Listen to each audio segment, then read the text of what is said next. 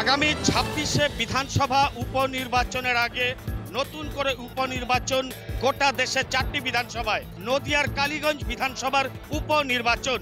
এই বিধানসভায় বিধায়ক ছিলেন তৃণমূলের নাসির উদ্দিন আহমেদ।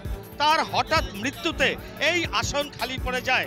আর আমার পেছনে বিজেপির যে সমস্ত বিধায়কদের দেখা যাচ্ছে তারা কিন্তু বিজেপি প্রার্থী, তার হয়ে কিন্তু নির্বাচনী প্রচারে নেমেছেন। রাজ্যের বিরোধী দলনেতা শুভেন্দু অধিকারী ছিলেন, তার পাশে ছিলেন রাজ্য সভাপতি সুকান্ত মজুমদারের জনসভা। ঠিক একই রকম ভাবে আজকেও কিন্তু যে বিরোধী দলনেতা শুভেন্দু অধিকারী, তার বিভিন্ন রকম রাজনৈতিক কর্মসূচি রয়েছে। এখন শুধু দেখার যে আগামী 19 তারিখ নির্বাচনের শেষ হাসি কে হাসে এই আসনে। আবার যে এখানকার স্থানীয় প্রাক্তন সাংসদ সত্যব্রত মুখোপাধ্যায়ের আসনকেই আবার ফিরিয়ে বিজেপি শেষ হাসি আসবে কিনা সেদিকেই নজর গোটা রাজ্যের।